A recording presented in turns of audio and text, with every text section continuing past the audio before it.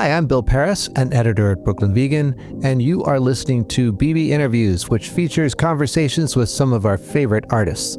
This week we've got an interview with Destroyer's Dan Bejar that is making its podcast debut, but was recorded in 2025, right before the release of his album Dan's Boogie.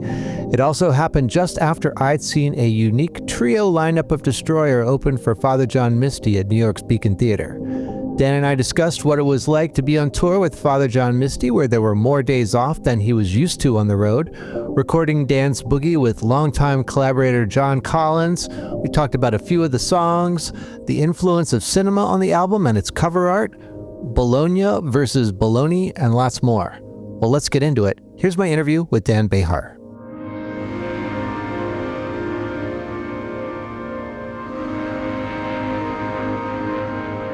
How are you and where are you? I'm good. I'm at home in my house in Vancouver, Canada.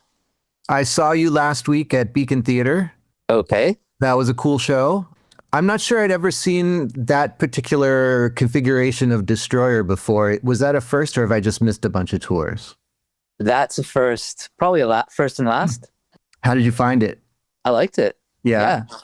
I'm not sure what genre it fits in. Is that bluesy new wave power trio? Mm-hmm. With keyboard playing drummer? I was going to say your drummer was doing a lot of the heavy lifting at that show. Basically, yeah. I mean, the only reason why that worked was that he can do circus freak style stuff. It was cool. I'd been doing a lot of like solo acoustic kind of shows off and on over the last couple of years. And so, I mean, my version of ecstasy maybe looks different than other people's forms of ecstatic, but I've just elated to not play the guitar, to be able to just sing and break tambourines is really where I find myself, where I discover myself. I do always notice, at least in these last few tours, you always like to sort of crouch down, have a drink of some wine or something, and just sort of dig the sound that the band is making. Yeah, I mean, that's definitely something I started doing 14 years ago when I was mostly just in kind of shock at the volume and the kind of disorienting, kind of dizzy nature of the sounds coming from all parts of the stage when we first started in as an 8-piece. Mm-hmm. Now we're a 7-piece as a full band, but there was just so much going on, and especially with those couplet songs, so many long stretches of long instrumental stretches, where, you know, instead of ducking off to the side of the stage, I kind of just crouch down and groove. You didn't play any new songs on this run. Was that because you haven't worked them out yet, or you wanted to give a Father John Misty crowd a more of a greatest hits, or somewhere in between? Oh no, we definitely have no idea how to play any of those songs. Yeah, without a doubt. I don't know what I wanted to give the Father John Misty audience. We put that set together knowing what the limitations were going to be, seeing what songs would lend themselves to that. A lot of it had to do with what Josh felt comfortable with. But yeah, the full Destroyer band hasn't really been in the same room together since we got off stage in London in fall of 2022. The records happen in this new way that some records happen, of just people mailing in their stuff. It helps that there's a lot of really good recording engineers in the band. So yeah, it didn't occur to me for 1 second to try and figure out. I didn't want to figure out strange pared down versions of those songs before I'd even figured out how to play them at all. No, right. You had 2 New York shows. You played King's Theater, which is much bigger than Beacon the day before. Did you do anything fun during the day or anything, or did you just sleep and go to the show? It's funny because the Misty schedule is kind of more forgiving than the kind of schedule we normally have. So there was actually a day off. I was in New York for 4 nights. I can't remember the last time I'd spent that much time there. I can't really remember what I did. I kind of, wandered around, saw a couple friends. Nothing extravagant, Were you in Williamsburg at one point? I might have been, yeah. I feel like I saw a picture of you standing outside this Italian restaurant that's in my neighborhood. That's really funny. Yeah, well, met a couple of friends outside of kind of a funny Italian, or we went to yeah, It's Bamonte's, right? Or no? kind of funny Italian restaurant. That's the one. Yeah, been there many times. Yeah, it's always a fun place to take like parents and tourists and stuff. It's it's true. Excepting this time, I think it was the tourists that dragged someone there. You said that you haven't had the band together since like the end of 2022, and am I right in that like your PR said that like basically like you didn't like do any musical anything for a couple years or write songs? I mean, I don't know. I wouldn't want to dig into the one sheet too hard. I can't remember what I said to them. Yeah, I think I feel like I could be totally wrong about this. I feel like maybe my process or whatever, I don't know what people call it when they write songs or make stuff, but how I do it seems to be changing in my 50s, which was a little like freaky at first because I've always like written pretty fast or stuff's come pretty easily. And it was not the case with this record. For the first time. I had to take a few deep breaths. And maybe that shows in the music and then the writing. Hard to say. I never know what I hear or what I think is in there compared to what other people hear and what they say. Did you have anything in mind as far as like the sound of this record as compared to the last one? No, zero. In fact, it's the first record where we didn't go in with like a sound, even though usually those ideas of like, let's chase this sound, that stuff gets thrown out the window really fast, at least with us. I feel like maybe it was intentional because I'm not sure really about the last record. So I knew that I was kind of done with any kind of intentional flirting with like techno music or dance music, which has kind of popped its head up on the previous 3 Destroyer records. I mean, I love that stuff, but the songs that I brought in were pretty sedate, slow, kind of, to me, they seem contemplative. They seem morose. They're like kind of piano ballads, essentially. That's how I wrote them. For the most part, I'd say about 2/3 of them or 3/4 of them. So I didn't feel like just giving them some kind of techno facelift. Right. Instead, we just started making things in a more natural way, just like, oh, it sounds good. I think it benefited the record. There's like a grandeur to this record, or like a faded glamour type of thing going on. The same thing as Nothing Is All, like the way those strings come in, it almost sounds like it's an old, like a Paul Anka variety show, or like or the intro to an award show. Like it really, like I keep expecting an announcer to be like, "Welcome to the Dorothy Chandler Pavilion and the 67th Annual Academy Awards. Here's your host, Dan Bejar."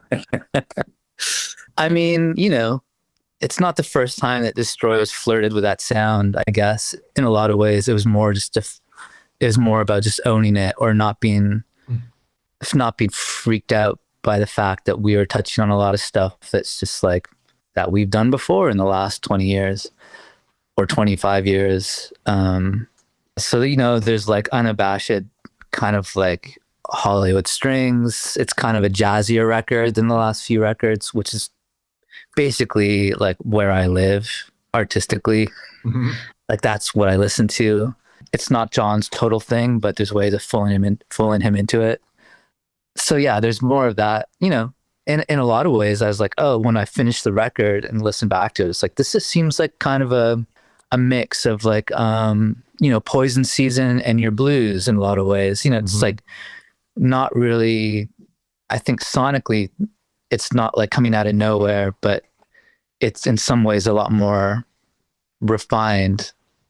And because of where I'm at, the songwriting and the singing sounds aged in a way that I've kind of always like thought about and alluded to, but never like truly inhabited.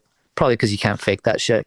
The stereo field on this record, I was listening to it on my actual like stereo, and I have a tiny like Brooklyn living room, but it made it sound like 3 times bigger. I was really like struck by like Bologna and the title track. They've all got like swirling arpeggiated synths and some like choral things going on. And Yeah. yeah, I mean, yeah, no matter what I throw at him and what kind of record we end up making, John's kind of sound design sensibilities seem to be getting more and more acute and in your face, just like the older and more insane he gets, you know?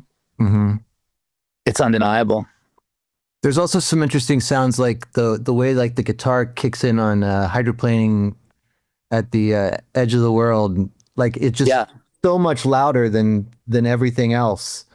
It like kind of wakes you up. Yeah, very much so. Yeah. I mean, that song, you know, it's like, it was a tough one because it's just like this one progression and this kind of like one choral thing that happens from beginning to end. And then just like a shit ton of me talking. Then you have to really sign up for the words to get you through the last 3 minutes of the song, you know? And so there's like these kind of crazy tom fills that are sprinkled around. And but first, I think like when we were mixing it and when John was mixing the song, it was like stuff like that would like create momentum. And we kind of have a long history of doing that with Nick Bradd's guitars because like his guitar was just so crazy. It's actually kind of a sweet, musically kind of a sweet song. And his guitar was just like, just gnarly as hell. Mm-hmm. But we kind of at this point are really adept at using his guitar for like extreme punctuations and sometimes even just pulling the rug out from underneath the song, you know? Yeah. And it's like that, there needed to be something to like accentuate the fact that it's like, okay, this is a new section of this song. Aside from me going, we're now entering a new phase. Right. Which I thought is, you know, kind of straightforward enough, but having this like guitar shards also helps. Mm-hmm. Otherwise, it's like, it's definitely the poppiest song on the record with the ba-ba-bas and all that. Yeah. It barely fits in. It's kind of an outlier, I would say, on the record, aside from the fact that it's like vocally kind of an important song to me. And one of the first songs to kind of like end a strange dry spell, or like not really a dry spell, just like a song where I just like forced myself to sit down and spew something out. You know, that's why I feel like the tirade at the end of that kind of is emotional.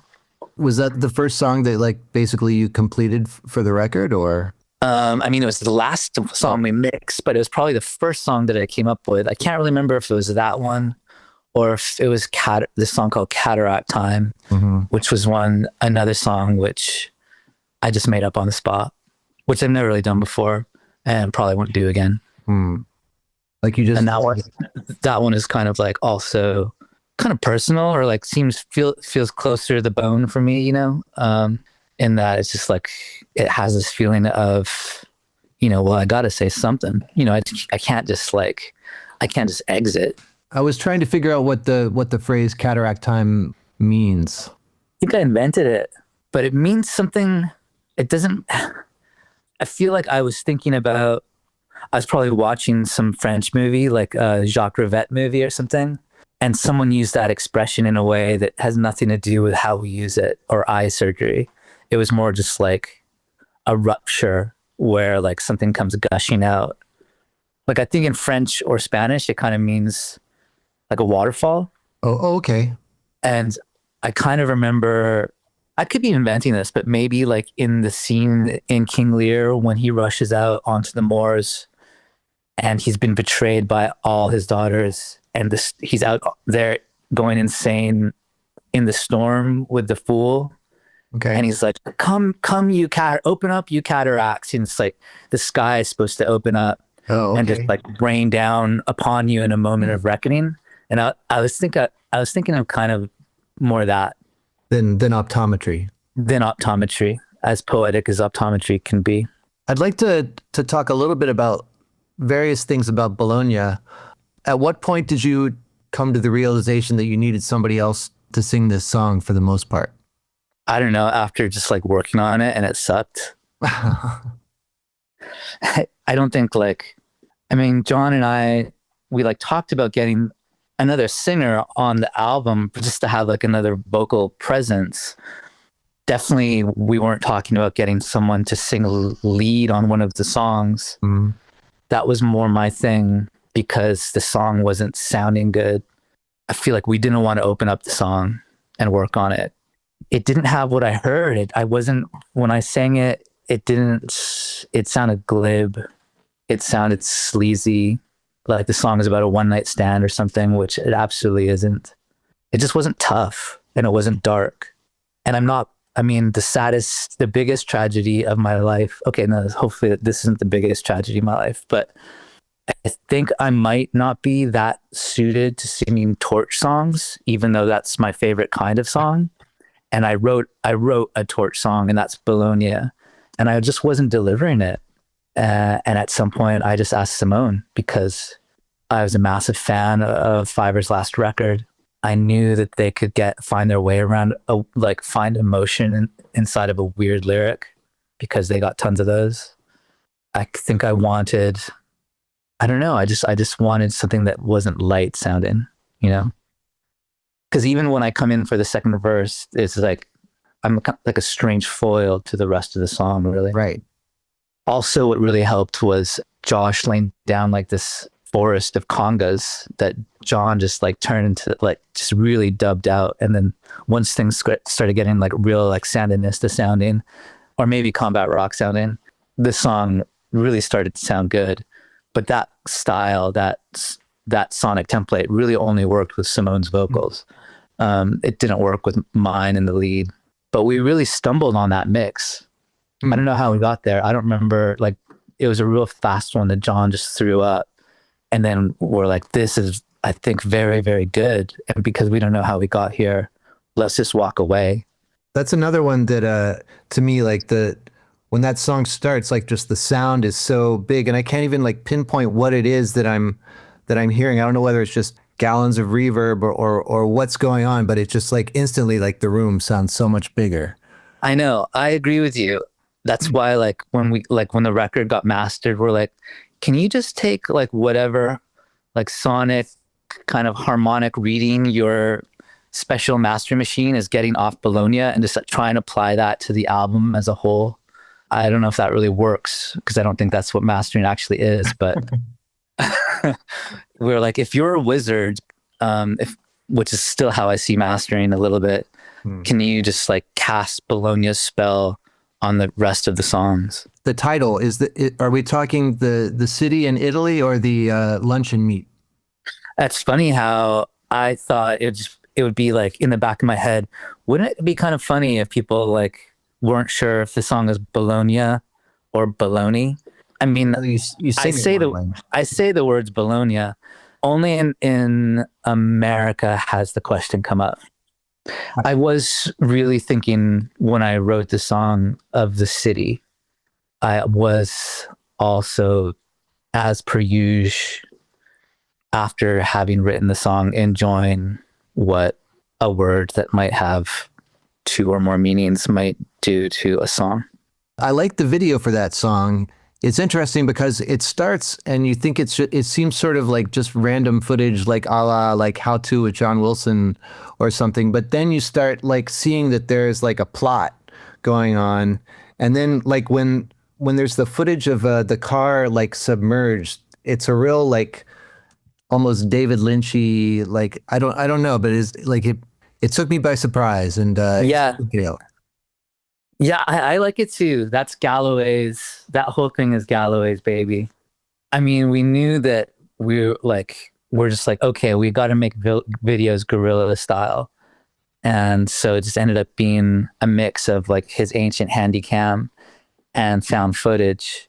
But yeah, it gets increasingly dark. So that at that point, you're seeing like submerged cars getting dredged out of a river. You've seen like buildings on fire at night until the very end where you see like a getaway plane. Right. Yeah. So yeah, the narrative, it starts to kind of actually really work, because I was a non-believer at first. I was like, is anyone gonna be able to attach a story to this? But actually I think it does work, which is good, because Bologna way more than almost all other Destroyer songs, seems to take place in a specific time, in a specific place, with specific people. I mean, I'm not going to get into it, but it feels more like a tale or like a song, a song from the movie Bologna, as opposed to some Destroyer songs, which are just like a swirl of images that I find emotional and I smash together in a way that pleases me. It's got a little bit of like a noir vibe or something to me. Like, definitely. That's what I was going for. Okay. Another song that sort of takes me by surprise every time I hear it is I Materialize. It ends it's so short. It ends so abruptly, even though I've heard it like 14 times. Every time, the way it ends, it reminds me of like, I have stress dreams that involve me being a college radio DJ and like songs ending and not having anything else queued up. And it makes me think of that like every time. Yeah. I mean, that song is actually like really important to me. Or it's like, it's kind of the song that's like, oh, this is just the most me. This is the most where I'm at right now. Even if it sounds like a pseudo jazz lounge singer kind of song. Yeah. The words and definitely the vocals are kind of my favorite thing. But for some reason I just had that and I didn't want to force it into the place of being a songy song, like, it's so kind of traditional sounding in a lot of ways that I was fine just like doing this weird move, which is to like, well, just to hatchet it, really, not that there was anything that was supposed to come after it, but I felt good just like letting it be this kind of piece of shrapnel that in some other universe might have been like just like a full-on schmaltz, Also, the songs were sequenced very, very early on, basically before we started working on the record. Like I showed up with the songs and an order for them and we stuck with it. Okay. Yeah, that's never happened before. And I don't know if it'll happen again, but for some reason with this one, it's something I did. And we started pretty early on having like thoughts about how that song could just stumble into Sun Meets Snow in a cool sounding way. Yeah. Ignoramus of Love. I mean, am I right that there's a little Steve Miller like nod going there, or? I hadn't thought of that. Really? Not at all. Oh. What is it? Wait, he's got like something of love song, right? It's the Pompatus of Love. That's the line. The Pompatus of Love. Yeah. Right. Yeah, no, but I mean, I'm sure that line was floating in my body somewhere over the last 52 years and it just came out in this strange way. But it's not really what I was thinking of. I'm also interested in the cover art. You've got like, speaking of like the sort of like faded glamour, like things that I mentioned before, that's Louise Brooks on the back, right? Yeah, it is. And on the front, there's also like a head shop, and I can't tell whether that's like Barbara Stanwyck or Veronica Lake. Who is that in like the corner? Not allowed to tell? I can't remember if I'm allowed to tell. Do I get in trouble? Is that like a green room or what's? It is a green room from like a tiny old theater here in Vancouver. Yeah. I think at some point I was going to be in that green room and then I split for tour and things just got hectic. And Dave Galloway and I were like, kind of like, he was like, maybe it's better if you're just not there, actually. If it's just like, if I can just dress this green room to look like dry, kind of sad, but maybe somehow still compelling green room that might remind you of the 1,000 green rooms that you've been in your life. What about like the back cover with Louise Brooks? I think he loves Louise Brooks. He's obsessed. Yeah. You said that you guys haven't figured out how to play the record yet. When will that start? You've got like a few months kind of off, right? Let's see. Primavera Sound is June 7th. So that's where we will try and play these songs for the first time in Barcelona, which means somewhere at the end of May, we better get together and learn how to play them and maybe even remind ourselves of how we played some other ones at some point before we get on a plane to go to Spain. Do you like playing festivals? No. Do you? Wait, does anyone like them? I don't know. Has anyone ever answered yes? That's a good question. Actually, I think bands really like them when they say they don't like them. I think they're liars, but I'm being honest when I say I don't like them. Wait, am I going to get in trouble for saying I don't like playing festivals and then I got to go play these festivals? Oh, I don't know. We can edit some of this out if need be. Redact. Is there anything else we need to know, like in the world of Destroyer coming up? I think that's all of it, Gonna go to Europe for that little trip. Gonna live on a bus for a month in the early fall, like we always do. Yeah. Then gonna live on a bus for maybe like 2 or 3 weeks in Europe after that. But that's not announced yet. Yeah, kind of standard shit, Yeah. Yeah. Do you have any tour essentials that you have to have with you that make life on the road easier? Tour essentials. No, I don't have like I don't have like a security blankie. I probably could handle a few healthy rituals to create structure in my day, but I haven't discovered those yet. I don't have them at home, so it's hard to conjure them up when you're living on a bus with 8 other people. Right. All right, Dan. Well, I think that's all the questions I have. Okay. Have a good rest of your day and your weekend. You too. All right, well, I hope you enjoyed that interview with Dan Bejar, and if you haven't checked out Destroyer's most recent album, Dan's Boogie, yet, it's great. The band have dates in Europe and Canada in July, and Destroyer will headline the 2026 Woods' Festival in Accord, New York in September.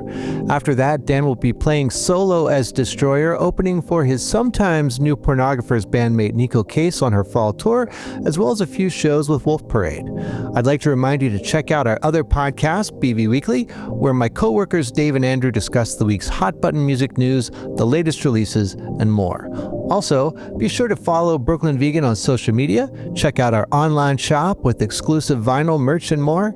And if you like this episode, be sure to tell your musically minded friends about it, as well as do all those other things, like, subscribe, write us a review, give us 5 stars, all that kind of stuff. It really does help us reach more ears. Big thanks to our mix engineer, Nick Gray, who makes the show sound great every week, and Michael Silverstein for the theme music. I'm Bill Pearis. Thanks for listening.